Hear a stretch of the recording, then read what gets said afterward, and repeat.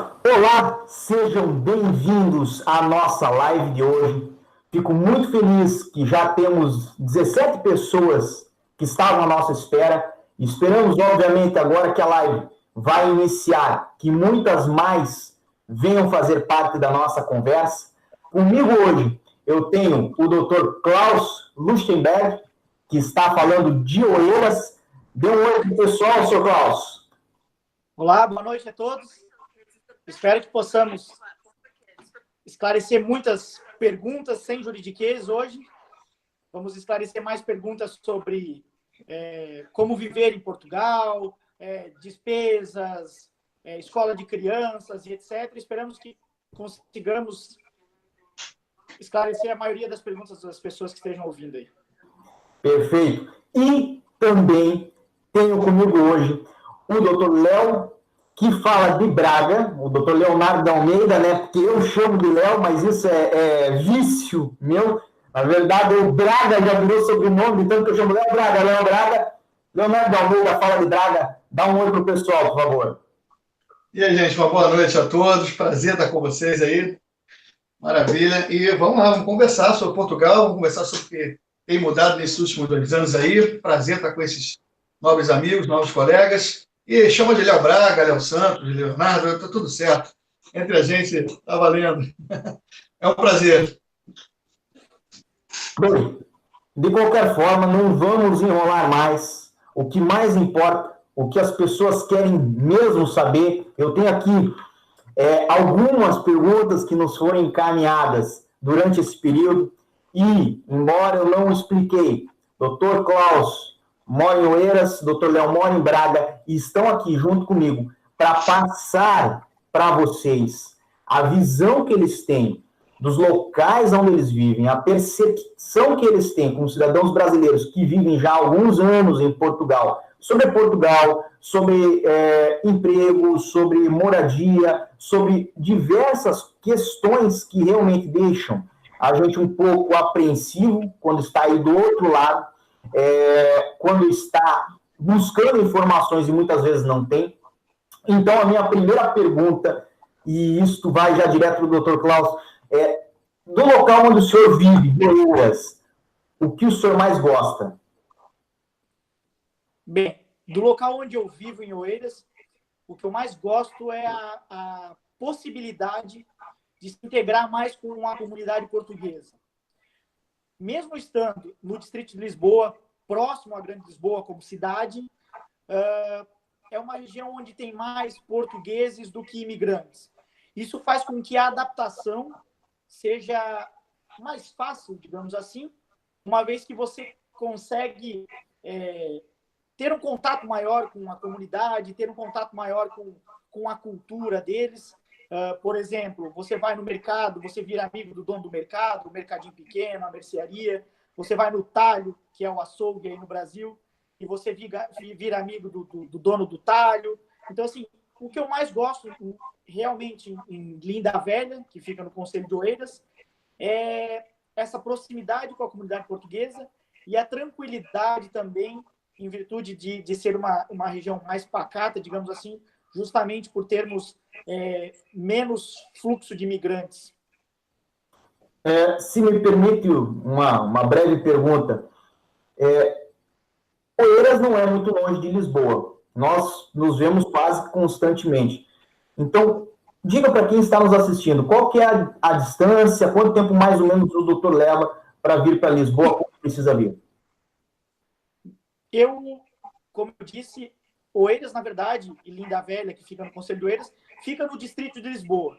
Então, considerando a Grande Lisboa como se fosse a Grande São Paulo, seria mais ou menos assim. Só que a distância é muito diferente. Como Portugal é um país pequeno, então, por exemplo, para o centro de Lisboa, sem trânsito, eu levo 5 a 7 minutos. É uma distância razoável, isso de carro, né? Se for de comboio, que seria o trem lá no Brasil, levaria por volta de 5, 10 minutos também, sem contar o tempo de espera entre um trem e outro. Perfeito. E, Léo, eu vou lhe chamar de Léo, porque vai ser mais fácil daqui para frente. Eu lembro. 5 minutos, eu não sei se é o tempo que você leva para chegar em Lisboa para a gente poder conversar, tomar um café. Então, eu queria que você falasse da sua percepção, o que você mais gosta de Braga, como que é viver em Braga para o senhor.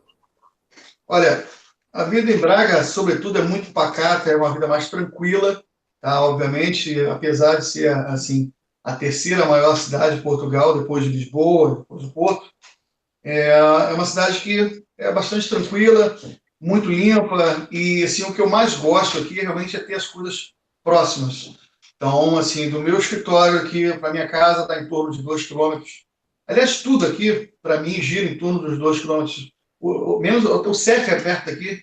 O CEF dá aqui, do Loja Cidadão, 200, 300 metros. Então, é bem perto. Então, assim, e outras localizações são tudo em torno de 2 quilômetros. Então, é muito tranquilo o acesso às coisas aqui. E, assim, por ser uma cidade com porte médio, vamos dizer assim, você não escapa de, por exemplo, sair às ruas e conhecer, encontrar pessoas. Sempre quando você vai ao shopping, você acaba encontrando um conhecido e outro. A gente já está aqui há mais de 2 anos, então já é comum falar com pessoas. Tem um grupo também. Queria mandar um abraço para o pessoal do Brasileiros em Braga, que é o grupo que eu administro junto com a Cris. E, assim, a gente que acaba ficando conhecido e falando com muitas pessoas nas ruas também, pelos lugares que a gente passa. Eu acho isso muito interessante e é próprio de uma cidade de pequeno a médio porte. E é o que eu gosto aqui na cidade mesmo, do acesso às coisas com facilidade. Dizem que a coisa mais, assim, animada de Braga, quiçá a pessoa mais animada de Braga, é justamente o doutor, que também é um excelente músico, eu já ouvi falar, me corrija se eu estiver errado. Dizem, né? Eu estou num plano de pré-aposentadoria na parte musical aí, mas dizem que canta direitinho, sabe? E eu, como um carioca que sou, né? Vim do Rio de Janeiro, uma cidade grande, estou mais acostumado com o lance do agito, da música, e cheguei aqui nessa de começar a querer tocar, de fazer os shows até na rua. Coloquei equipamento, fiz shows, assim, fiquei animado com o lance. Depois eu vi que não era bem assim, a parada é um pouquinho mais devagar, mas, assim, igualmente cultural, que funciona muito bem. E qualquer hora eu volto a fazer um voz e violão aí para os amigos. Perfeito. Se me permitem a pergunta, e essa eu acho que é a que mais intriga quem está do outro lado e que mais incomoda quem está do outro lado, questão da recepção dos portugueses com os cidadãos brasileiros. Como é que foi para vocês? Vocês perceberam alguma coisa que era negativa, alguma coisa que não gostaram? Eu, particularmente, desde que cheguei, tive uma excelente recepção, mas eu queria saber se o mesmo aconteceu com os senhores. Como é que foi para o Dr. Klaus, primeiramente, a questão da recepção aí em Oeiras? Depois, se o Léo já puder dar a continuação, eu agradeceria. Como eu disse, por ser uma região pacata, digamos assim, onde você necessariamente tem esse contato diário com a comunidade portuguesa, a minha recepção foi muito tranquila. Nunca tive nenhuma situação que pudesse ter me deixado chateado, digamos assim, como a gente ouve falar muito de situações que porventura acontecem. Nunca tive uma situação dessas. Sempre fui muito bem recebido, muito bem atendido nos lugares que eu fui. Não tenho nada a falar, nem reclamar do povo português. Bom, no meu caso, também foi super tranquilo desde que cheguei, da imigração até todo o meu processo de me instalar aqui em Portugal, de ter, na faculdade, principalmente, eu tinha muita preocupação com relação ao mestrado, né? Porque eu falei, vou chegar lá como brasileiro e, de repente, vou passar alguma dificuldade de me adaptar. E, no entanto, fui super bem recebido. Na época, em 2016, a minha turma ainda era frequentada por poucos brasileiros, então eram 40 alunos, mais ou menos, e 35 portugueses para 5 brasileiros. Então, assim, eu achei, não vou ficar meio isolado, e nada disso, fui muito bem recebido, tenho grandes amigos aí da época do mestrado até hoje, enfim, e na vida social, no dia a dia aqui, até agora, nenhum problema, até na parte da advocacia, acesso a documentos, processos, conservatório, nada, eu acho que isso aí tem sido muito tranquilo, sim. É isso. E se me permite, vocês narraram sobre questões de problemas e tal, que outras pessoas às vezes sentem, mas no caso de vocês, de toda a mudança, de todo o processo que nasceu, né, de mudar de país, de vir morar aqui, qual foi o maior problema que vocês sentiram em Portugal? O que vocês talvez impactou mais em vocês? Na minha opinião, o que mais impactou, o que mais foi prejudicial nesse processo todo de migração é um pouco da burocracia e da morosidade dos processos. Uma vez que, muitas das vezes, muitas pessoas vêm com visto e, mesmo assim, enfrentam dificuldade, morosidade nos processos.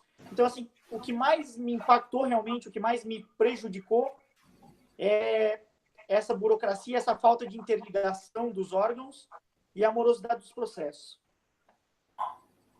Bom, a mim o que mais me impactou, primeiramente, foi a falta de segurança jurídica nas informações que nos são passadas. Isso, todo mundo que reside em Portugal, digamos assim, são quase unânimes as pessoas ao afirmarem isso, e eu endosso esse posicionamento. Um órgão te fala uma coisa, você vai em outro órgão te fala outra completamente diferente. Muitas vezes até nós, advogados, temos dificuldade de tentar passar o que diz a lei, o que tem que ser feito, porque muitas vezes o órgão diz exatamente o contrário. Então, isso foi uma questão que me atrapalhou um pouquinho. A gente tenta unificar, né, um pouco essa posição de determinadas coisas que precisam ser discutidas, né, algumas informações que precisamos passar de forma segura para os nossos clientes. E, fora isso, impactante aqui talvez seja a água fria do mar aqui. Fora isso, sou um legítimo carioca e a água fria do mar realmente também me impactou um pouquinho. Justíssimo, justíssimo. E se me permite, desde que vocês chegaram, já faz mais do que alguns bons 2 anos aí, eu acho que somados aqui nós temos quase que uma década a falar no momento. E desde que vocês chegaram, vocês sentiram que o número de brasileiros, de estrangeiros em Portugal, ele tem sido o mesmo, ele tem aumentado? Como que está essa situação hoje em Portugal? Se tem ainda espaço, evidente, para quem é estrangeiro vir, mas se teve também um aumento no número de estrangeiros aqui em Portugal, o que vocês sentem das vizinhanças de vocês, dos locais onde vocês costumam frequentar?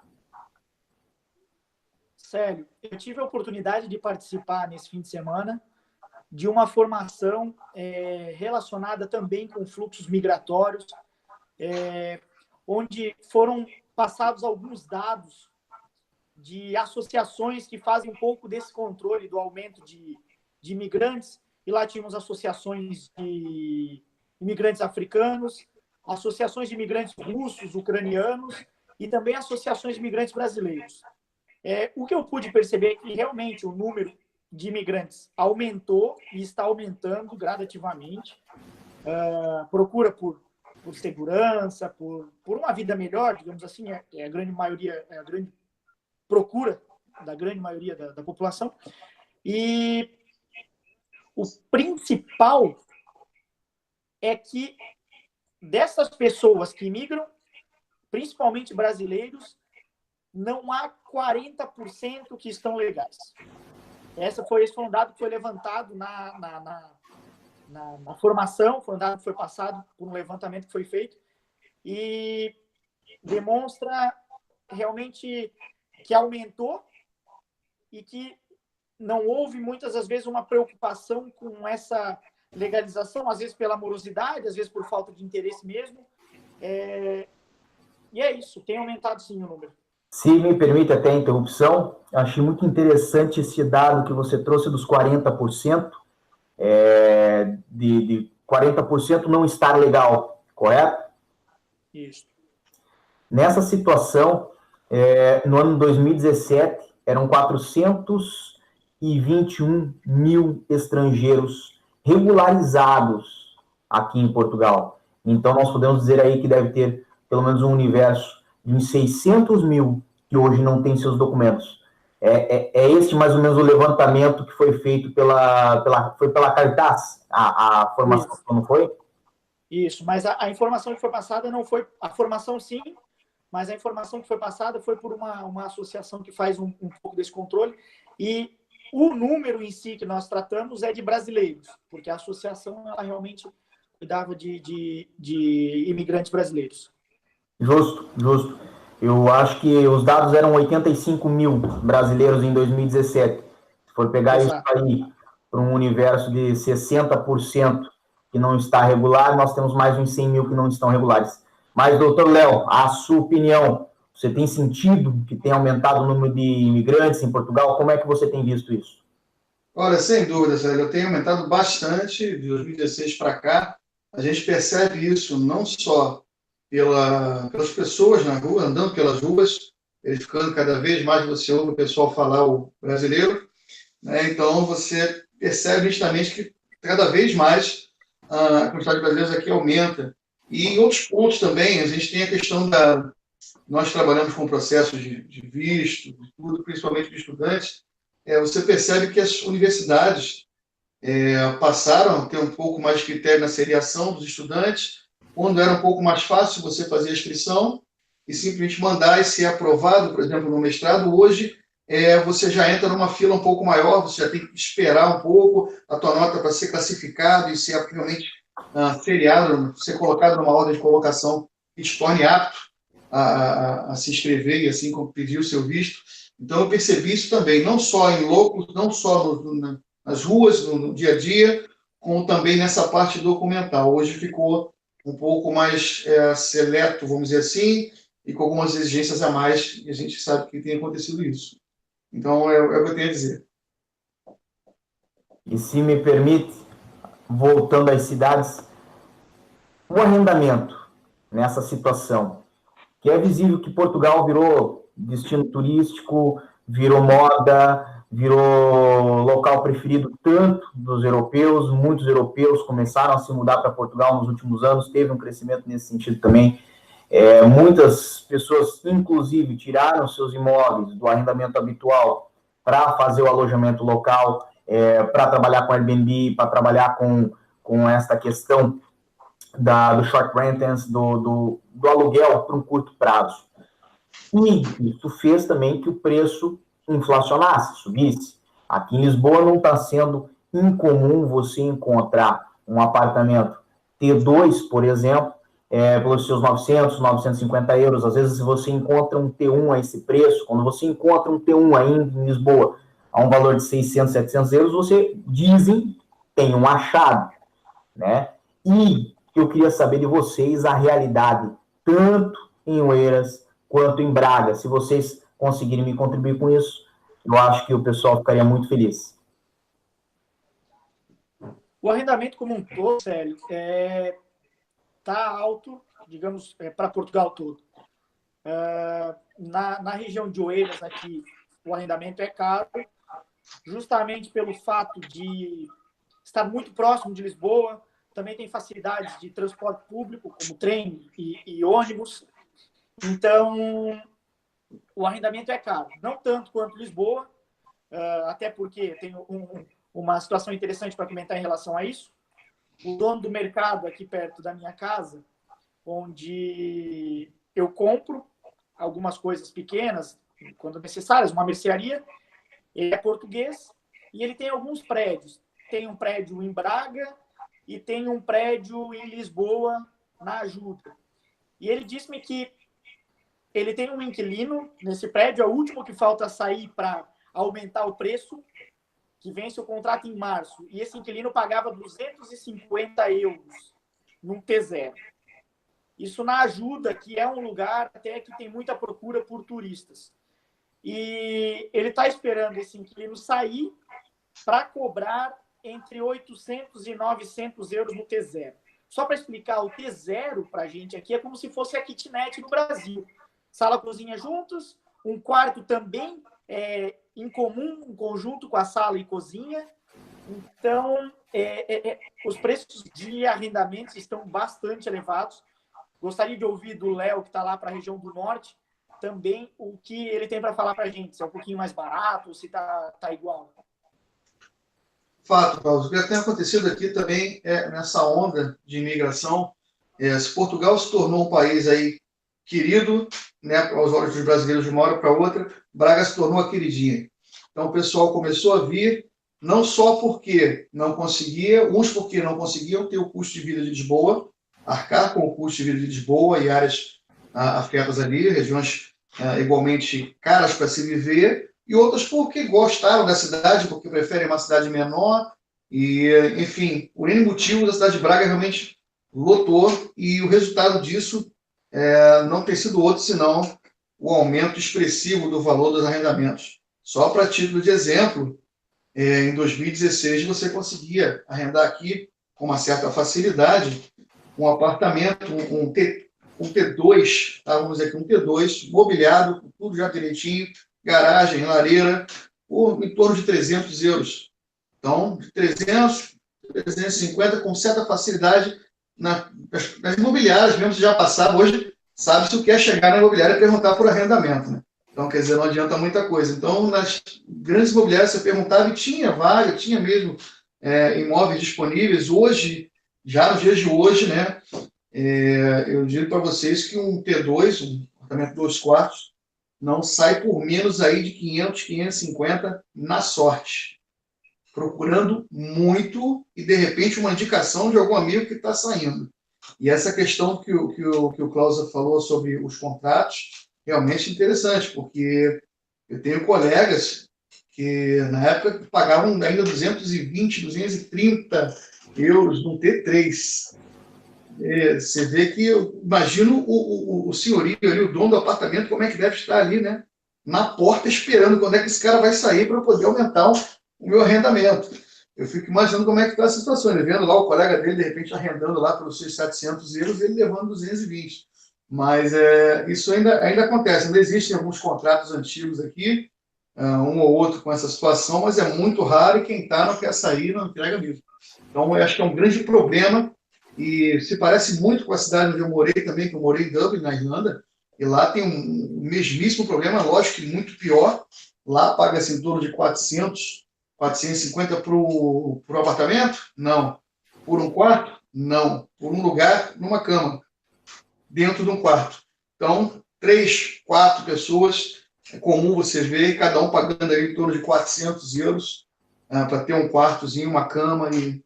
E aqui em Braga, lógico que não chegou a esse nível, mas as coisas estão igualmente caminhando para um insustentável em termos de arrendamento. Ainda tive um pouquinho de sorte, porque eu estou aqui há mais tempo, consegui uma coisinha um pouco mais em conta, mas a galera que está chegando se prepare, porque não está sendo fácil, não.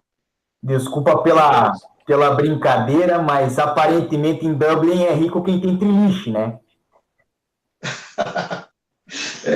Lá tem, se você olhar nos classificados, o pessoal colocando anúncio, é muito comum aquela frase de casais ou amigos que não se importam em dividir a cama.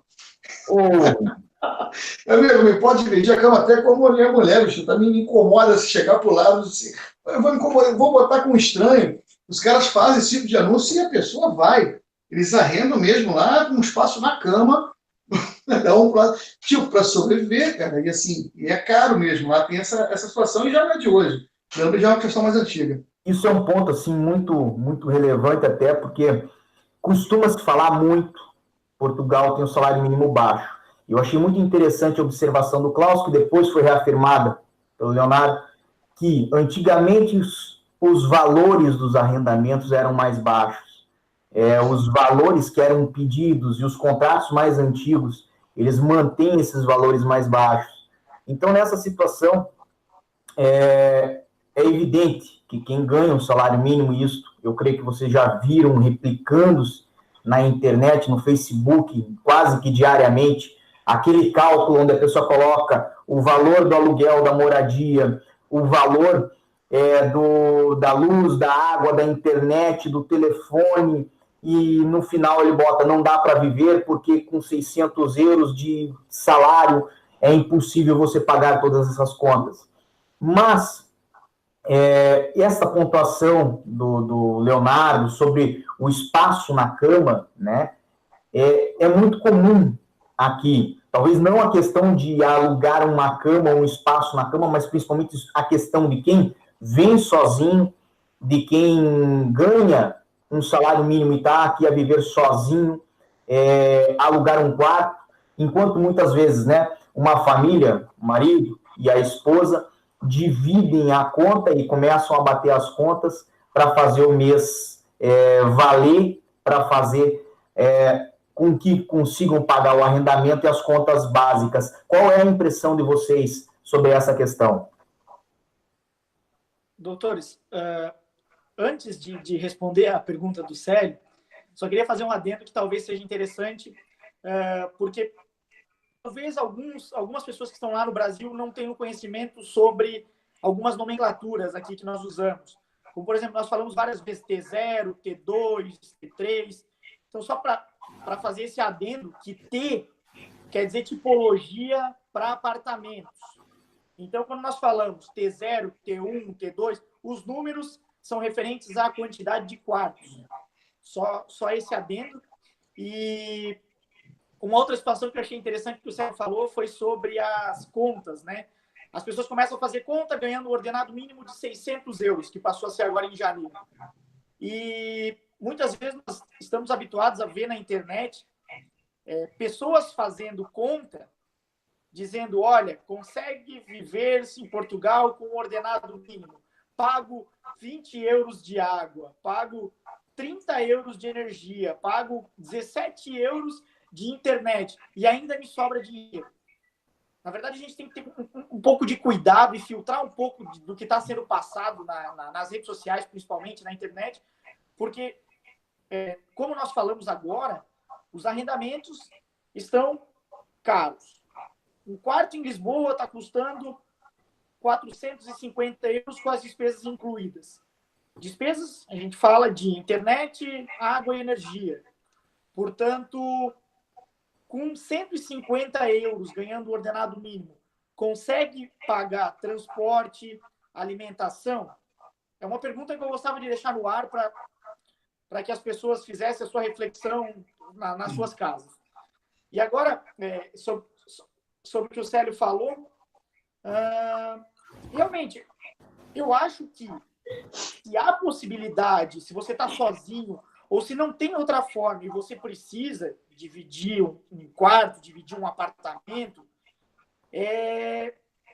cada um deve fazer da forma que consiga viver dignamente e esteja feliz, esteja tranquilo. Eu não vejo que seja bom ou seja ruim essa situação, tem aumentado muito. É como se você vivesse praticamente num hostel, digamos assim. E eu acho até interessante, às vezes, principalmente os estudantes que alugam quartos, muitas vezes estão morando hoje com um espanhol, um alemão, um brasileiro. E daqui a pouco está morando um francês. Isso é até interessante porque acaba trocando um pouco de cultura, acaba um aprendendo um pouco da língua do outro. Em contrapartida, também tem seus contras, que são a diferença da própria cultura. Às vezes um gosta de acordar tarde, outro gosta de acordar cedo, então tem que cuidar com o barulho. Tudo tem a sua peculiaridade. Mas não vejo assim, eu vejo como interessante realmente essa situação de dividir um apartamento ou dividir um quarto. Do meu ponto de vista também com relação a essa questão de divisão, eu acredito que é positivo por um lado de você conhecer pessoas, tudo. Agora, é mais interessante realmente para quem vem sozinho, né? Para os estudantes, em princípio, é uma questão que eu diria que seria boa e também deveria ser temporária, porque você curte aquilo até um certo momento, a partir de um certo momento começa a ter alguns entendimentos, a casa muito cheia, e pessoas que você não consegue se entender às vezes muito bem. Então, assim, o que eu quero dizer para você é o seguinte: você hoje que vem residir em Portugal, vem principalmente o pessoal mais jovem que vem para estudar, procure se organizar, até pelas redes sociais, utilize isso de forma proativa, uma forma que ajude vocês. De repente, quem vem na mesma época, já tentar arrendar um imóvel de forma que 2 ou 3 ou 4 possam dividir o apartamento. Isso é uma fuga, uma forma de sair, de escapar desse aumento, né? E vocês terem oportunidades ainda assim de vir, de ter um custo de vida um pouco mais baixo, e acho que isso é um bom caminho. E outra coisa que é difícil falar, que o pessoal às vezes explana muito nas redes sociais, não, compras do mês é X, acho que isso depende, isso é muito pessoal, depende muito, tem gente que é vegano, vegetariano, tem uma alimentação diferenciada e o custo já varia bastante, pessoas comem mais, pessoas comem menos, então essa questão do custo de alimentação também, uma das falácias da internet é essa, então a gente tem que considerar isso tudo, estar bem atento aos preços, tentar fazer uma margem errando para mais ali nas nossas contas, para vir para Portugal já com uma certa segurança, porque a tendência a quebrar pode ser grande. Você se decepcionar com certas coisas e vai ter que tirar um dinheiro de um lugar onde você não estava esperando para se manter aqui até que você se estabilize. E é esse o recado que eu deixo aí. Até tem um ponto importante aí que você abordou, né? Sobre se organizar em 2, 3, para às vezes alugar um apartamento no lugar de alugar quarto. Me lembrou a história de um rapaz que estudou na época na faculdade conosco, e ele alugava um apartamento no nome dele, lógico, ele sublocava o quarto para outras pessoas e nisso ele matava a renda dele do apartamento. Se eu não me engano, sobrava até alguma coisinha no final do mês. Então fica às vezes uma boa ideia para se efetivar quem venha, seja por estudo, seja para outro fim, até talvez o início de um empreendimento aí. Se não for o início do empreendimento, é uma forma de você acabar economizando também nos custos.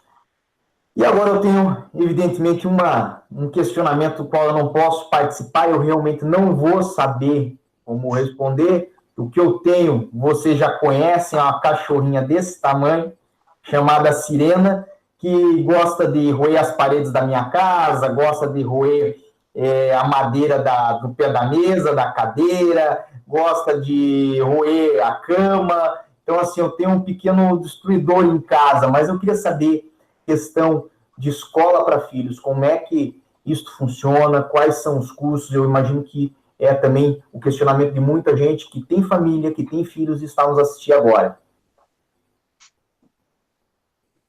Bem, Célio, aliás, você percebeu que essa pergunta é para você, né? Não, o Léo tem filho também, depois ele vai responder. Mas, assim, primeiro, na questão, vem a idade dos filhos. Nós sabemos que em Portugal, até os 6 anos de idade, não há uma obrigatoriedade do fornecimento ou de estar na escola e, portanto, não há como você disputar uma vaga no sentido de ter essa vaga garantida. Você pode até se inscrever os seus filhos e aguardar por uma vaga. E se sobrar essa vaga, se houver essa vaga, você pode realmente inscrever o seu filho. Agora, como eu disse, não tem como você exigir do Estado que abra uma outra vaga ou que, não tendo nessa escola, você vá para outra escola e consiga essa vaga. Portanto, no meu caso, minhas filhas têm 4, vai fazer 5, e a outra tem 2, e elas estão em escola privada. Então, isso pesa bastante.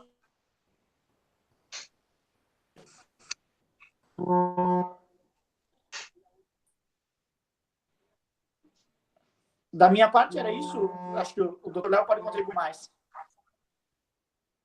Então, com relação à escola, eu não tenho muito a acrescentar, até porque a minha experiência com o filho na escola começou agora há pouco tempo. O filho veio residir comigo agora no mês de novembro do ano passado.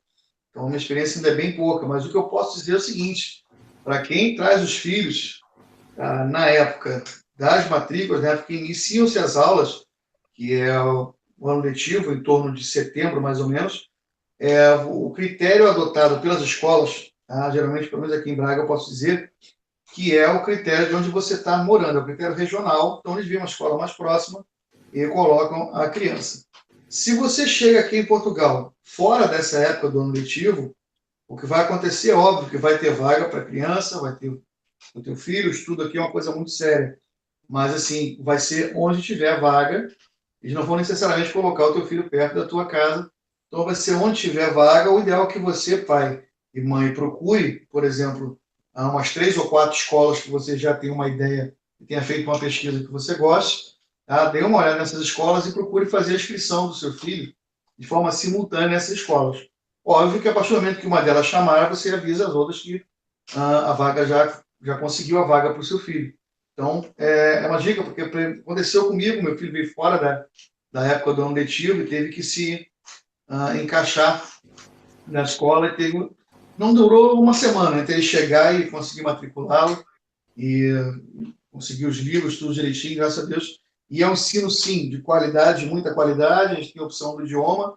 Nessa fase que ele está, que está com 13 anos, já tive a opção do inglês. O inglês já faz parte da grade, mas eles perguntam se querem estudar, por exemplo, o francês ou o espanhol, além. E a gente, no caso do meu filho, optei pelo francês. E, assim, é muito bom. E você tem as aulas, a coisa que é diferente do Brasil é a questão do horário, porque muitas vezes a criança estuda de manhã e de tarde. Meu filho tem 3 vezes a semana que ele fica assim o dia inteiro na escola, almoça lá e já fica até umas 5 e pouca da tarde. Então, isso é um pouco diferente no Brasil, que normalmente é o turno da manhã ou o turno da tarde, né? Então, tem essa diferença também. Então, em termos de experiência, o que eu tenho para dizer, escolas para filhos, é bem isso aí. Léo, eu notei que você falou mais cedo sobre a questão de ter lareira em casa. E Braga é um pouco mais ao norte, é um pouco mais frio que Lisboa. Quanto que está fazendo aí agora de temperatura? Você sabia dizer mais ou menos? Olha, você me pegou aqui agora, eu não consegui. Eu vou dar uma olhada aqui no sistema e já te respondo sobre isso. Mas está uma friaca, está frio. O meu escritório costuma ser um pouquinho mais quente aqui, a friaca está entrando não sei por onde. Está frio mesmo, entendeu? Tá complicado. E detalhe, eu costumo andar de moto, né? Não abdico, não abro mão de andar de moto. Eu sofro isso muito mais. Realmente está gelado. E aqui ao norte, fato que é muito mais frio. Eu entrei nesse assunto porque eu tenho uma pergunta que eu vou fazer para vocês. Evidentemente, eu vou falar qual foi, no meu caso, o meu melhor investimento em Portugal. Klaus vai até rir, porque ele já sabe, já está rindo, ele já sabe do que eu vou falar. Quando peguei o frio a primeira vez aqui em Portugal, eu acabei, e esse é o meu melhor investimento, é isso que eu quero saber de vocês. Por favor, é isso que eu quero saber de vocês. Qual foi o melhor investimento que vocês fizeram em Portugal? No meu caso, quando eu cheguei, peguei meu primeiro inverno aqui em Portugal, foi uma cirola. Aquela meia calça de homem de lã que você via seu avô usar, algumas tem umas aberturazinhas na frente para ajudar de noite, não ter que tirar. E eu acabei encontrando no indiano por €1. Eu comprei uma, minha esposa falou na época assim, compra, é bom para dormir, não sei o quê. Comprei. Talvez por isso que nós não temos filho até agora, mas comprei.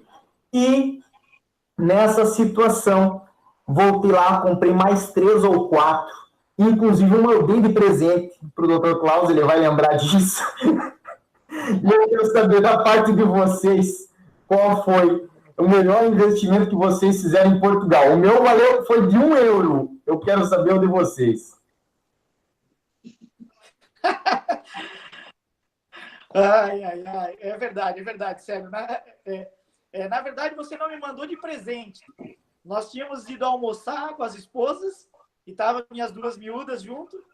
E nós acabamos passando por um indiano que você falou, não, entra lá, que tem uma cirola, não sei o que lá, e você comprou a cirola para me dar de presente. Mas aconteceu um detalhe engraçado com essa cirola. Eu cheguei, usei e vou falar. Foi o melhor presente que eu ganhei em Portugal.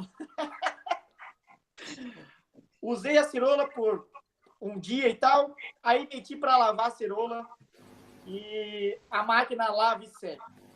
Quando a cirola saiu da secadora, não servia de leg para minha filha. Então eu tive que comprar outras. Realmente, uso direto, eu devo ter umas 4 ou 5. Saio de casa cedo, às vezes está 3 graus, coloco por baixo da calça jeans ou da caixa e realmente foi frio pernas. E foi o melhor presente que eu ganhei em Portugal, de verdade, e também foi um dos melhores investimentos que eu fiz em relação principalmente ao frio. Léo, e o seu, foi Ciroma também? Bom saber o gosto dos doutores, eu não sabia dessa história, é porque vocês moram mais próximos e têm essas características, assim, esses presentes, assim, eu fico sabendo quando tiver aqui algum aniversário aí, né, algum convite, eu já sei o que presentear os doutores, né? Gostam muito de cirola, bom saber. É um presente barato, e o indiano, foram específicos, né? O cara só gosta da cirola do indiano ali. Então, O indiano patrocina o meu canal. Então, comigo é o seguinte, cara, minha esposa me presenteou aqui com aquelas roupas térmicas do chinês, já que é para a gente indicar a fonte, foi lá do chinês. Então, quer dizer, aquilo me quebrou um galho, até então não costumava usar, e não gosto porque aquela roupa aperta, grandona, ela te cola um pouco no corpo, incomoda, e só realmente o pessoal vindo morar fora para poder entender. Quem não sabe do Brasil não tem noção do que é ter que usar aquilo, cara. Então, assim, foi uma coisa que me ajudou bastante, tá? E, assim, saindo dessa questão de vestimentos, de roupa, uma coisa que é interessante e muito bom você observar quando você, linkando com o assunto dos imóveis agora, quando você arrenda um apartamento, uma coisa que eu com 40 anos de idade, não tinha pensado nisso ainda, é verificar a questão de vidros duplos. Isso para mim nunca fez diferença. Eu moro no Rio, então eu morava no Rio, então nunca fez diferença para mim esse tipo de coisa. Mas olha, tanto em termos de silêncio, em termos de reter o frio, os vidros duplos fazem total diferença. Chamam-se caixilhos duplos, se eu não me engano aqui. Enfim, são os vidros duplos das janelas e, obviamente, a lareira, né? Era outra coisa que eu só via em filme, olhava aquilo ali, achava muito bonitinho, mas eu achava que o pessoal fazia aquilo para tirar uma onda, sabe? Postar uma foto e tal, mas é bem importante ter uma lareira. Eu uso bastante no apartamento porque o frio, tá? E respondendo a sua pergunta, estamos aqui em torno de 7 graus agora de noite. Então. Ainda está fresquinho. Mas de manhã o negócio fica sério aqui. Bem, ele perguntou o melhor investimento, agora pergunta o pior. No meu caso, foi academia. Aqui eles chamam de ginásio. Achei que, como no Brasil, eu ia me empolgar, eu ia fazer. E, bem, eu peguei uma dessas grandes franquias de ginásio que tem, e eles fazem aqueles planos que você pode usar, os diversos ginásios tem espalhado pelo país e blá, blá, blá. No entanto, depois de pagar o primeiro mês, eu parei de ir, eu não fui, não tive tempo para ir, e fiquei pagando por um bom período por causa lá da fidelização que nós tínhamos naquele belíssimo plano. Hoje, não estou mais nesse ginásio, agora eu pago outro ginásio para não ir também, mas eu queria saber de vocês, qual foi o pior investimento aqui em Portugal? Sério. Primeiro, temos uma declaração aqui na live, né? O doutor Leonardo declarou a idade dele, até hoje não sabíamos qual era a idade dele. Mas não consigo me lembrar do pior investimento. Tem algumas coisas que a gente compra que acaba não servindo para nada ou acaba partindo, como eles dizem aqui, ou quebrando logo na primeira usada, mas não consigo de cabeça me lembrar de alguma coisa. Mas geralmente tem relação com o chinês ou com o indiano, isso eu posso garantir. Fala, Léo. Fato, cara. Tem uma tranca aqui, uma tranca para colocar na minha moto, e essa tranca era do chinês, cara. E foi uma verdadeira operação de guerra para abrir aquilo depois, porque para trancar foi direitinho, tudo muito seguro e tal. E aí eu botei, quando foi um belo dia de manhã para sair ali, que eu fui destrancar, cadê que eu conseguia?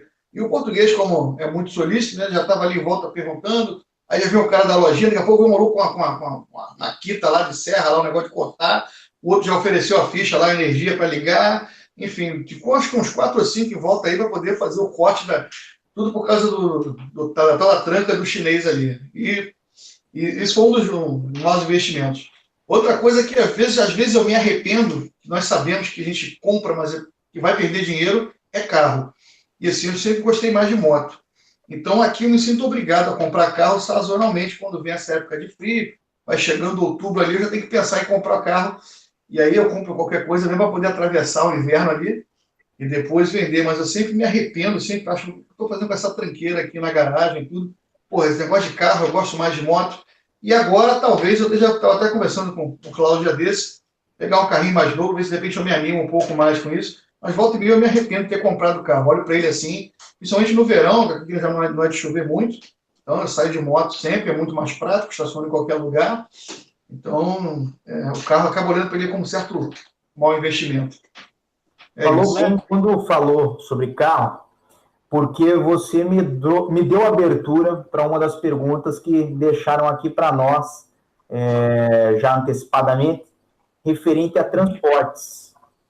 Eu gostaria de saber como é que é aí, questão de transporte público, o que serve a cidade onde você mora, se tem Uber, se tem táxi, se passa dragão alado voando para levar alguém, como é que funciona o transporte para vocês aí? Sério, aqui em Oeiras, na verdade eu vou falar um pouco mais especificamente de Linda Velha, o transporte que é mais precário, digamos assim. Linda Velha está na parte alta, portanto, em Linda Velha eu não tenho comboio, o trem, e não tenho metro.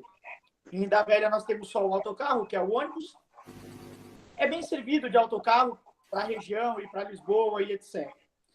Próximo daqui, também no Conselho de Oeiras, sim, é possível encontrar o comboio, mas não há ainda metro. Há um projeto e parece que nos próximos 5 anos seria implantado o metro até Linda Velha, mas fiquei sabendo agora que esse projeto foi colocado em stand-by mais uma vez, então acho que vai demorar mais um tempo para o metro chegar em Linda Velha. E para o Léo, eu gostaria de dizer que se ele fizer mais um filho, aí ele vai ser obrigado a ficar com o carro mais tempo. Não, isso é um detalhe também, né? Levar o meu filho também, às vezes, para a escola, então, aquele dia que está mais... Ele está com 13 anos, ele pega o ônibus e vai normalmente, mas às vezes está aquele friozinho de ficar com pena para levar para a escola, é importante ter o carro. Eu acho que dessa vez, realmente, por isso que eu estava até consultando aí o Cláudio para saber qual a ideia de carro. Tudo. Eu acho que vou ter que comprar um carro para uma época mais estendida aí. Já não vai dar para fazer o que eu fazia, me desfazer do carro quando passava a época aí.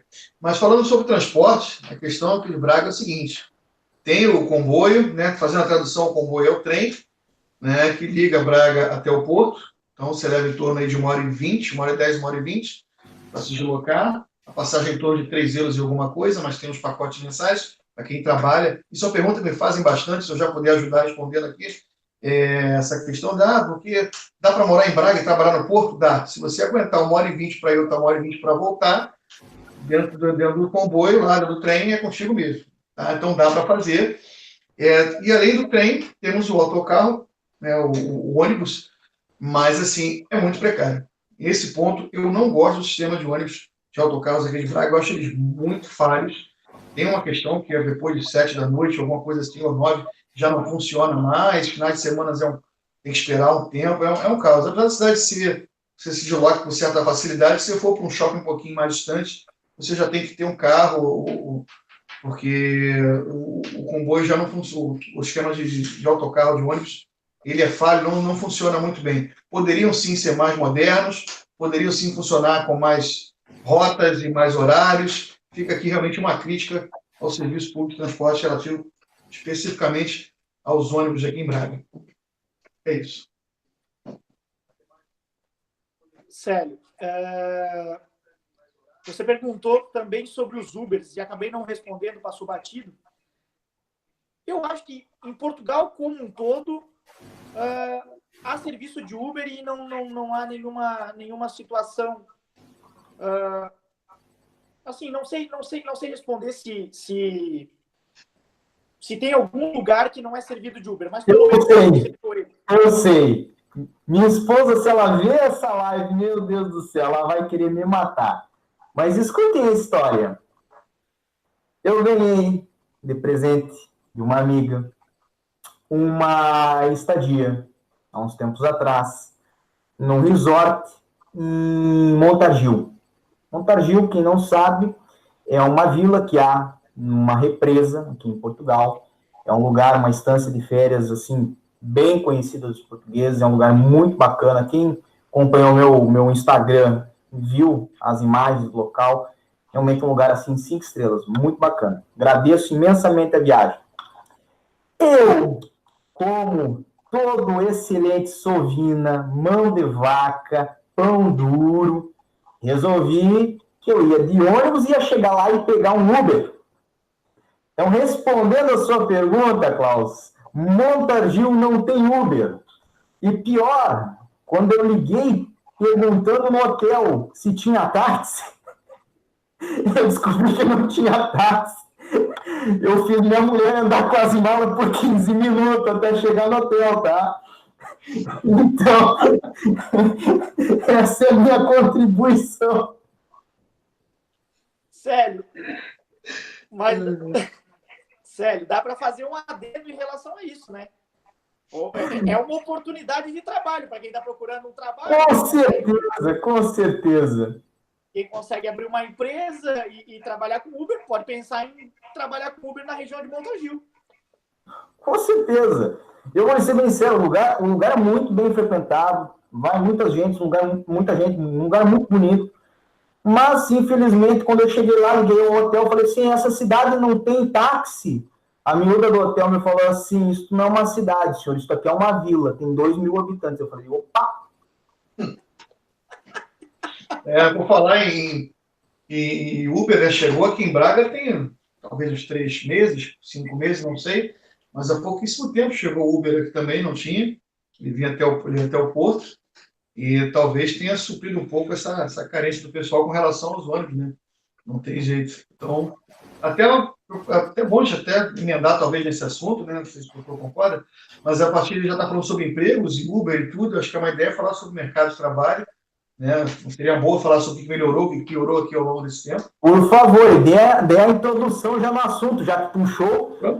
Tá? Então, eu queria dizer o seguinte, que às vezes as pessoas falam muito por aí pelas redes sociais, né, falando agora do assunto emprego, de oportunidades, é um assunto que chama muita atenção das pessoas, porque todo mundo tem que ter como se manter, né, em Portugal, não adianta vir e querer viver de brisa, exceto o pessoal que tem o visto de aposentado, mas não é a maioria. Então, a orientação que eu dou é o seguinte, não sigam muito o que dizem por aí, o pessoal, não, Portugal não tem emprego, está lotado, está bombado, está abarrotado. Não tem emprego para quem vem de forma ilegal, quem se permanece ilegal em Portugal, para quem não consegue os seus documentos, esse pessoal às vezes passa um pouco mais de sufoco. Por outro lado, na outra mão, a gente tem o governo, tá, que existe o órgão aqui, o doutor Klaus escreveu dia desses, fez alguma coisa, um vídeo, se não me engano, sobre isso no canal dele, falando sobre o IEFP, que é o órgão aqui do governo que registra todo mundo que tem autorização de residência e precisa se adequar ao mercado de trabalho de alguma forma, pode fazer cursos pelo governo, tá? E tem cursos que são até pagos, o governo te paga para você estudar, para você se preparar e se colocar no mercado de trabalho. A ideia é empregar. Agora, realmente, como as pessoas muitas vezes vêm sem a documentação necessária, e aí vai precisar de um contrato de trabalho para se legalizar, sabemos que a situação se inverte. Aí fica difícil, né? Porque você não consegue se cadastrar num órgão de emprego em lugar nenhum até que você se legalize. E às vezes as pessoas voltam para o país, voltam para o Brasil, chateadas, dizem, não, mas não tem emprego lá, é isso, é aquilo, mas é porque às vezes não veio pelo caminho ordinário, correto, certinho, com a documentação para chegar e já conseguir dar andamento à vida. Às vezes a falta de planejamento nesse ínterim atrapalha muito. Então, falo de novo que eu já falei em algumas outras conversas, em outras áreas, venham legalizados, aproveitando o gancho aí. É isso. Klaus? O que o Léo falou é verdade, principalmente na questão de programar-se para vir, fazer o processo adequado para chegar aqui e ter uma regularização, digamos assim, porque você chega com visto e precisa mudar para autorização de residência, mais fácil, menos burocrática e com menos entraves. Até porque essa situação de muitas pessoas que vêm e acabam ficando na esperança de conseguir um emprego. Realmente, o que o Léo disse é verdade. Existem empregos, e muito mais para quem vem de maneira legal. E aqui tem essa esperança, a tentativa da legalização tida pela legislação, acabam encontrando, às vezes, um desencontro de informações. Às vezes o empregador não emprega porque não tem o documento tal. Às vezes o empregador não contrata porque a lei em que pese permita legalizar, ela também prevê a aplicação de coima na contratação da pessoa que está ilegal. Então, é uma série de fatores que faz com que nós voltemos a frisar: procure fazer o processo adequado, procure organizar seu processo de imigração e vir da maneira mais correta possível. Concordo com os senhores. E, aproveitando esta questão, teve um senhor que deixou uma pergunta aqui para nós, que foi Gilberto Ferraiolo Júnior. Ele falou que ele é médico, ele gostaria de saber sobre médico brasileiro, se pode trabalhar em Portugal, quais as exigências hoje, qual seria o processo atual, como seria o processo atual. E, bem, é fato, muitos médicos, dentistas, advogados como nós, estão aqui em Portugal a trabalhar, podem trabalhar. Não vou entrar na idiosincrasia do processo, na forma que ele se desenvolve, mas, evidentemente, todos nós tivemos que nos inscrever na nossa ordem profissional, o mesmo vai ocorrer com o médico, o mesmo vai ocorrer com o dentista. Mas eu imagino que os senhores também, visando um lado, falaram do subemprego, visando um lado, falaram da questão das pessoas que vêm trabalhar aqui em Portugal e acabam pegando salários mais baixos por estarem ilegais. Mas imagino que conheçam também pessoas que estão hoje a viver e a trabalhar em Portugal, que são dentistas, médicos, advogados, que estão aqui legalmente, e gostaria que compartilhasse um pouco dessa realidade também, se ela é no sentido do subemprego, ou se ela é um pouco mais, podemos dizer assim, um pouco com a grama um pouco mais verde. Temos um exemplo vivo, o Dr. Célio Sauer. Quem dera, não. Mas eu sei que você tem alguns amigos nesta área da medicina e que não precisa dizer nome, mas que estão bem aqui em Portugal.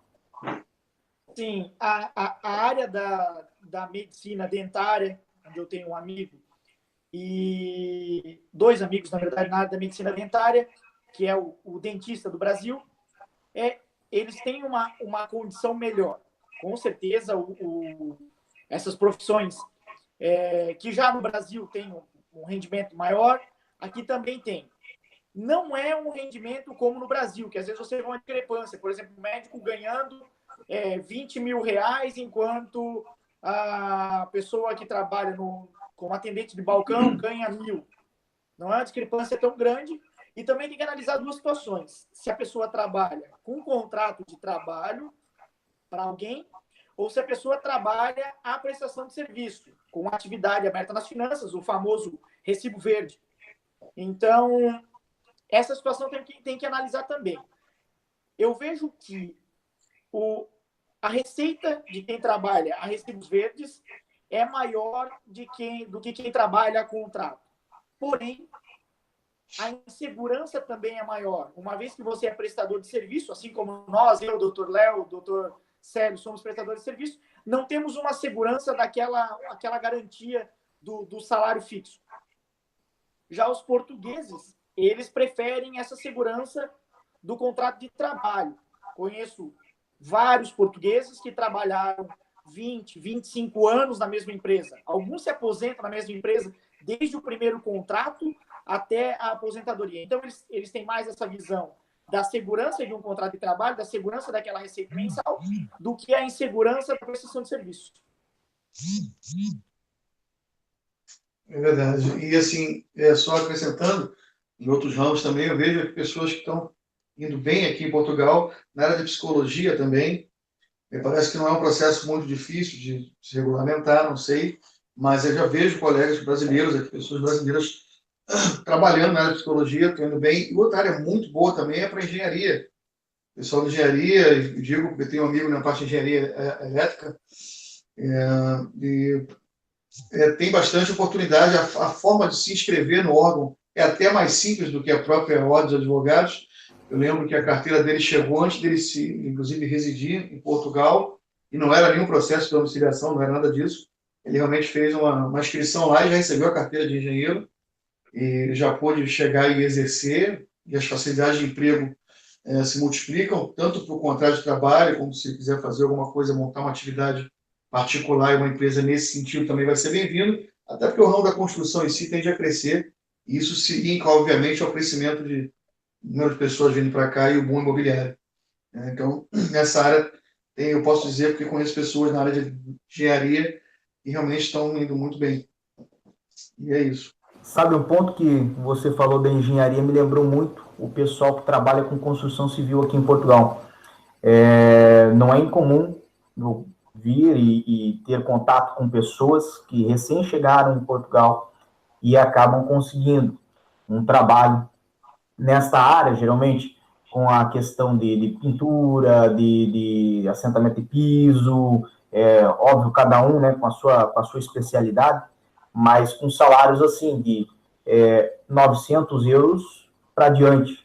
Então, é um emprego que eu costumo dizer que em qualquer lugar onde você vá nesse mundo sempre tem necessidade e sempre paga melhor do que o mínimo.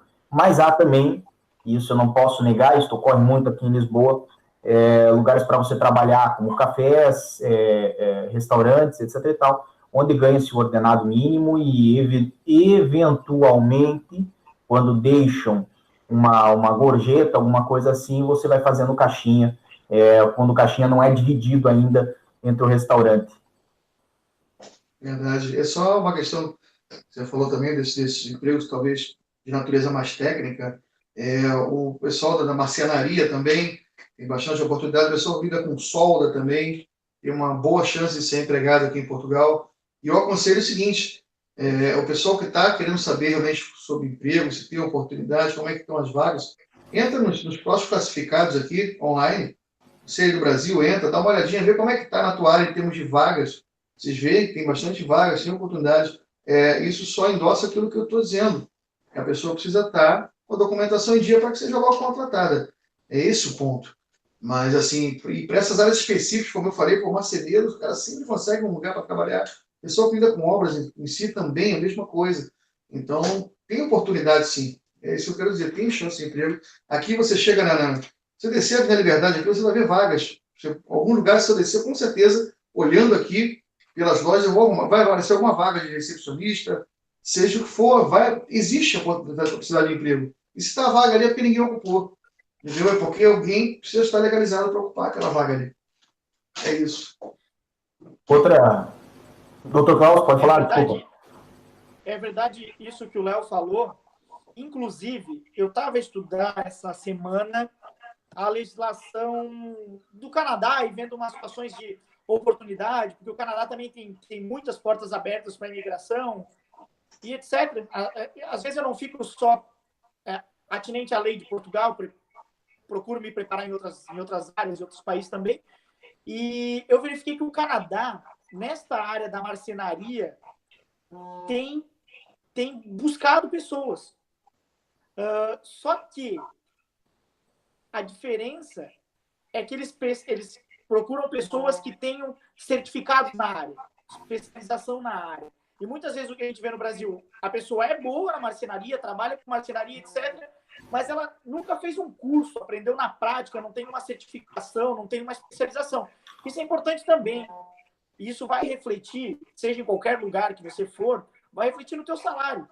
Se você vir a Portugal e muitas vezes você pode ouvir, mas eles não dão bola para o teu currículo, em determinadas profissões, etc. Não. Com certeza, se você tem uma especialidade e você estiver disputando uma oportunidade com uma outra pessoa que não tem uma certificação nessa área, você está um passo à frente dessa pessoa. Então, é bom pensar nisso também. Isso é um ponto muito interessante, que muitas coisas que não se tem certificação no Brasil, que é habitual a pessoa simplesmente trabalhar, e muitas vezes até ofícios que são passados de pai para filho, que a pessoa faz muito bem. Aqui em Portugal exige, por mais básica que seja, às vezes uma certificação mínima para dizer que a pessoa não vai cometer nenhuma gafe, nenhum erro na profissão. Agora, tem uma questão aqui de Ivan Ensinas. Eu sei que, do que eu havia me comprometido com os doutores e os doutores comigo, nós já estouramos aí 5 minutos do nosso prazo, mas eu acho que dá para estourar um pouquinho mais, só para que nós tratemos das mensagens que recebemos no bate-papo, justamente também porque a live está muito gostosa, está muito boa, está nesse tom de conversa. Eu imagino que quem está assistindo também está gostando bastante. O Ivan Ensinas encaminhou a uma questão relativamente à troca da carteira de habilitação para quem não tem autorização de residência. E teve, não sei se os doutores lembram, mas faz coisa de 15 dias, um mês, uma batida do CEF aqui em Lisboa, nos Uber Eats, que muitos, inclusive, não estavam nem com manifestação de interesse, nem com autorização de residência, estavam trabalhando aqui em Portugal com a carteira brasileira. E eu gostaria que vocês comentassem um pouco dessa notícia que teve, um pouco dessa questão também da troca da habilitação, porque é o que o pessoal quer ouvir, e é também muito bom nós entrarmos nesse assunto, já que estamos falando de trabalho.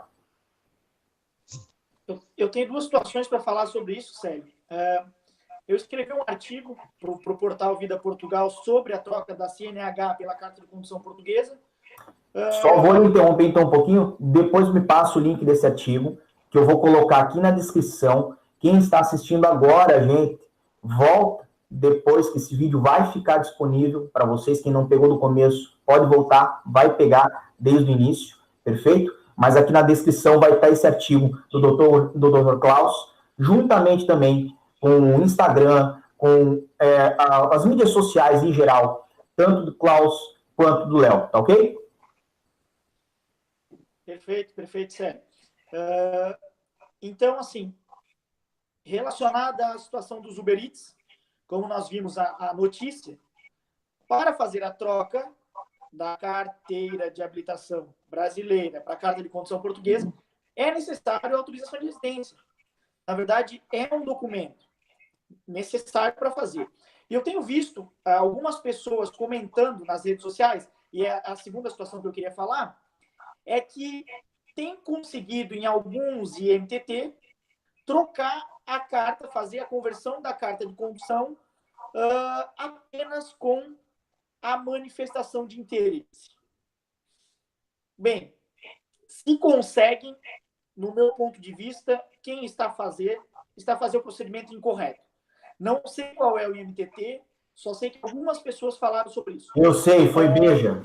Foi Beja. Inclusive, quem está assistindo, liga para a Beja, pergunta se eles estão fazendo, porque daí vamos descobrir a verdade. Se botar na mídia, descobre-se tudo a verdade. Pode falar, Cláudio, vamos lá. Então, bem, o que eu tinha a dizer, na verdade, é que se não tem previsão na lei, e se a lei diz que precisa da autorização de residência, não há como fazer sem o referido documento. Agora, se alguém está fazendo de maneira incorreta, e mais cedo ou mais tarde, esse procedimento vai cessar. E pode ter pessoas aproveitando-se dessa situação para vender serviços às pessoas que querem fazer a troca da carteira e cobram um absurdo. Portanto, cuidado, porque muitas vezes você pode pagar por um serviço que não seja mais possível a partir de amanhã. É só isso que eu queria acrescentar. E só pegando esse link aí que o Klaus falou agora, essa questão gera aquela insegurança nas informações que eu falei lá atrás, né? Você vai a algum lugar, o cara diz, olha, aqui só com o título de residência em mãos. Aí você chega em outro, de repente o cara está aceitando só com o número do protocolo que você deu entrada no título. De repente alguém, não estou dizendo que sim, mas pode ser que algum aceite. Esse, como o Dr. Sérgio já mencionou, já o Beja já aceitam, dizem que aceitam lá com manifestação de interesse só. Quer dizer, o que eu concordo aqui com o Klaus, que é um verdadeiro absurdo. É um verdadeiro disparate ao arrepio da lei fazer o que estão fazendo, mas é bom que se apure e que se façam os trâmites legais aí para que isso se acerte.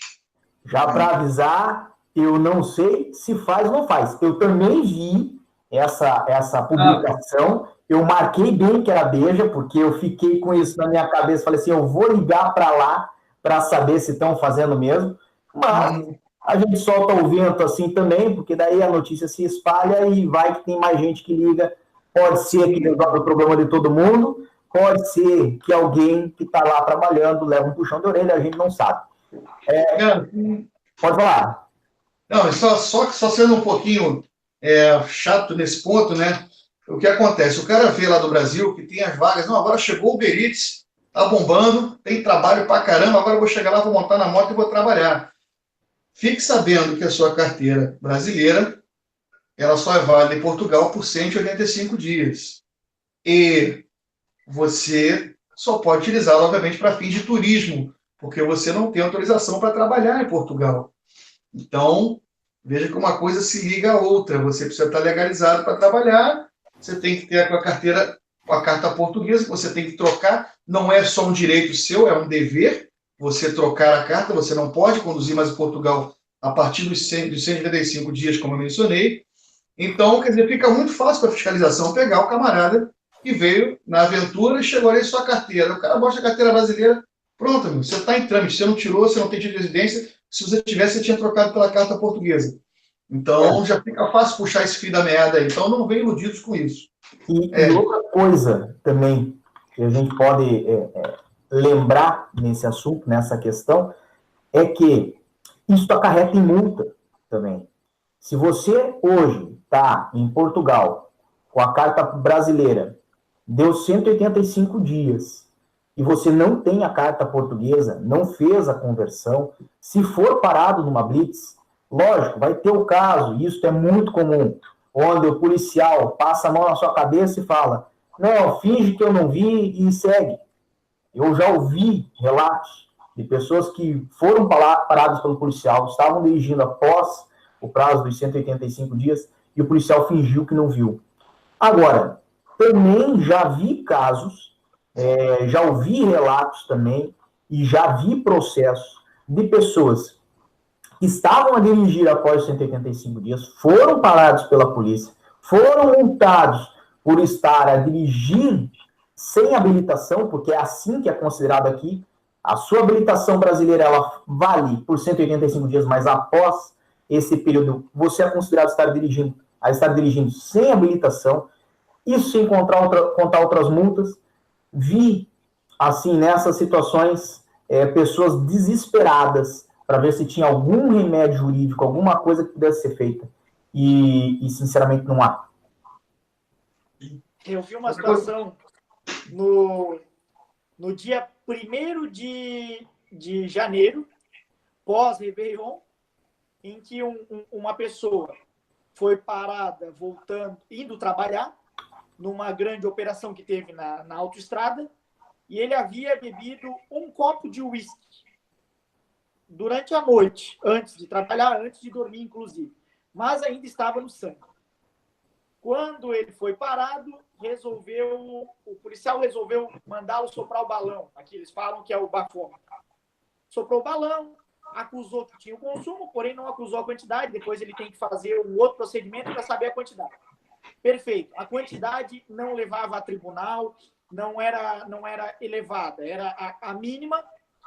Porém, foi aplicada a sanção. Eu achei até um disparate, porque foi aplicada a sanção e foi apreendido os documentos dele. E ele não tinha a carta de condução e também não tinha sequer a manifestação de interesse ou qualquer processo de regularização. E o policial olhou para ele e apreendeu os documentos, disse, depois você passa lá para regularizar, pagar as multas, etc. E mandou ele embora com o próprio carro. O que vocês têm a dizer sobre isso? Eu nem comento. Nada à frente, nem um passo a mais, né? Se não pode, não pode. Como é que vai para casa com o carro? Sem a menor condição. Olha só, fazendo só uma adendo rapidinho, a questão, só para finalizar, porque estamos com o horário já um pouquinho estourado mesmo, só para lembrar que aquela questão da PID, né, quem faz a permissão internacional para dirigir, muitas vezes pensa, não, eu não estou usando a brasileira, eu estou usando a PID. eu estou usando a internacional. Não, você está usando a brasileira, cara. A PID é uma tradução da tua carteira brasileira. Então, aqui você vai utilizar a carteira brasileira e apresentar a PID ao mesmo efeito. Portanto, você não pode se valer da PID como alternativa para passar dos 185 dias dirigindo. Fique isso claro para vocês aí, beleza? É isso. Relativamente a isso... Pode falar. Relativamente a isso, Léo, como você disse, a PID é uma tradução da carteira em várias línguas e não basta apenas apresentar a PID. Você tem que apresentar a tua habilitação com a PID. Essa é a primeira questão. E a segunda é que, para Portugal, não é necessária a PID. Há um acordo em que basta apenas a carta de condução brasileira. Sem querer mudar o assunto, mas Edson Dória Gonçalves perguntou o que é o T2 mais 1. Então, Klaus, que falou o que é o T2, o que é o T2 mais 1, rapidamente? O T2 mais 1 é tipologia 2, é um apartamento com 2 quartos. E esse mais 1 é um quartinho, que pode ser a dependência da empregada, ou então o sótão, que eles transformam em quarto. Não seria exatamente um quarto com amplitude de um quarto. E, aliás, eu já morei numa casa dessas com o sótão transformado em quarto. Klaus foi até lá em casa, era muito bonitinha, parecia uma casinha de boneca. Quando eu cheguei, o primeiro dia, o rapaz que era corretor, aliás, péssimo corretor, ele olhou e falou assim, não, aqui em cima fica um quarto maravilhoso. Eu olhei, pensei, fiz a sala ali.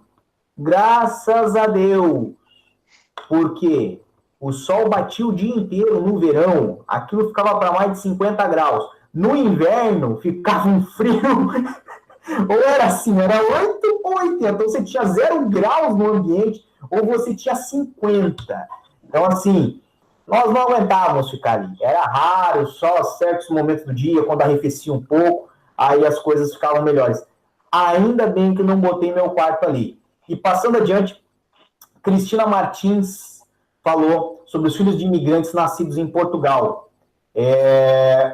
Neste caso, ela falou o caso dela, quando o filho nasceu, não tinha residência, hoje ele está com 4. Quando ele nasceu, eles não tinham residência, ela e o esposo. Agora ele está com quase 3 anos, mas tudo bem. O que eu queria falar sobre esse assunto houve uma mudança na lei de nacionalidade, os doutores estão sabendo disso. Foi uma mudança que veio dar esta alteração, que antes era de 5 anos, agora para 2. Qual a opinião dos senhores sobre essas últimas mudanças na lei de nacionalidade aí? Como nós estamos falando dos últimos anos, o que mudou em Portugal, eu acho que é um assunto muito interessante para nós tratarmos. Doutor Célio, eu sou favorável, meu voto é favorável a essas alterações. Eu acho que visa facilitar para o imigrante, principalmente o nacional de país cuja língua oficial é o português, para que haja essa possibilidade de obtenção da nacionalidade e também porque Portugal precisa aumentar a taxa de natalidade, diminuir a taxa de mortalidade e da terceira idade também, etc. Então, assim, eu sou muito favorável. O que eu não sou favorável, falando de questões processuais, digamos assim, ou procedimentais, é fazer a alteração de uma lei e demorar uma eternidade para regulamentá-la. Isso é o que eu não sou favorável. Eu não vejo nenhum caso que você esteja falando aí. Eu não senti a alfinetada, vai. Não, era só isso mesmo. Vejo que é bom para o imigrante, é bom para quem precisa se regularizar ou se legalizar, ou estar com uma maior tranquilidade no país, uma vez que obtenha a nacionalidade. E é isso. Tirando a parte procedimental e processual, o resto eu não vejo nada demais, vejo só benefícios.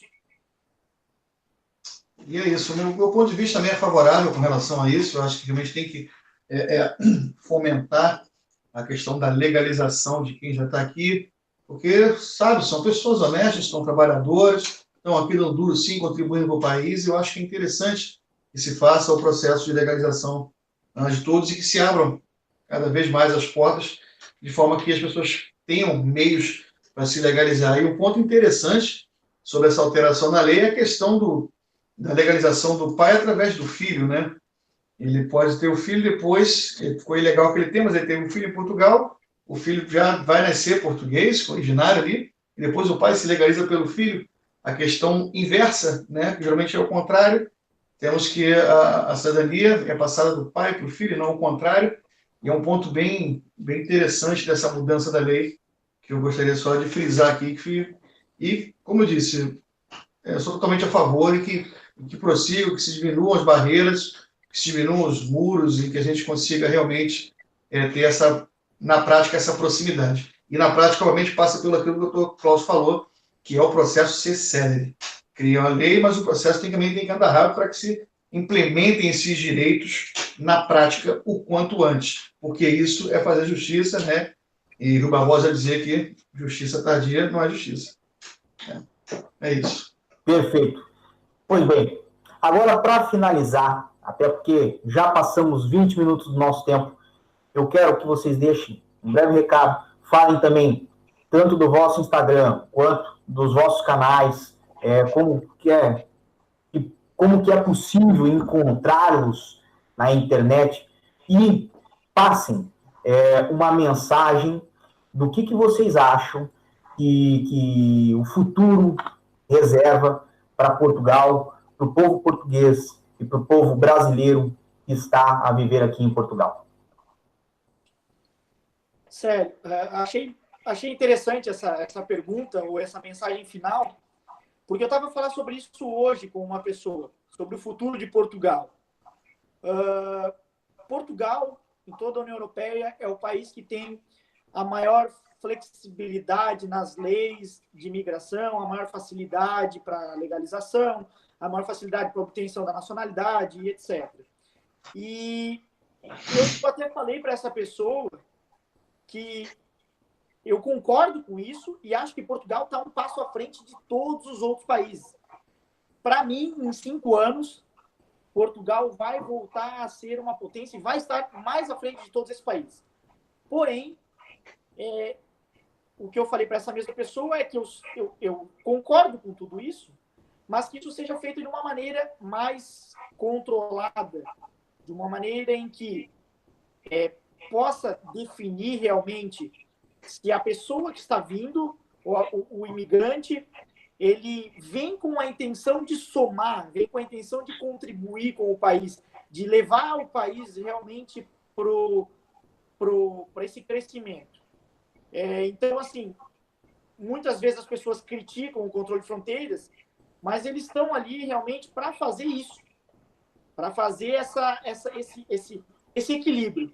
E havendo esse equilíbrio, e sendo ele feito de uma maneira correta, que consiga definir realmente as pessoas, eu acredito que Portugal, nos próximos 5 anos, estará realmente no topo, principalmente no quesito migrações, fluxo migratório. Para me encontrar nas redes sociais, pode me encontrar pelo meu perfil pessoal, que é Klaus Lustenberg, pode me encontrar também, isso no Facebook, pelo grupo Afinal, Portugal, tem também o canal Afinal Portugal, e no Instagram, Klaus Lustenberg, e também os Instagrams do escritório. Advocacia LG, para o escritório do Brasil, e LG Advocacia Portugal, para o escritório de Portugal. Perfeito. O meu ponto de vista também com relação a Portugal é bem positivo, bem à frente. Eu acho que realmente tem uma forte tendência a uma melhora econômica e um crescimento econômico. É o que a gente já está vendo com relação ao setor imobiliário, uma coisa puxa a outra. Criam-se imóveis, criam-se hotéis, criam-se empregos, e as coisas, uma coisa vai se ligando à outra, e o cenário me parece bem positivo do que o que se via lá nos idos de 2008, 2010, durante a crise. Então, as coisas têm realmente um cenário, hoje em dia, muito mais positivo, e acredito que vai melhorar ainda mais. E vamos realmente pôr filtros, né, no controle migratório de quem realmente está produzindo, quem entra realmente para poder se empregar, quem está contribuindo, quem está fazendo tudo certinho, e vamos legalizar sim esse povo, vamos botar esse povo para poder trabalhar, fazer o que estão fazendo certinho, com dignidade, com documentação na mão, para que possam vir com as suas famílias e fazer esse país crescer ainda mais. Tá? Com relação às redes sociais, vocês me encontram no Facebook, Léo Santos, tranquilamente, bem informal.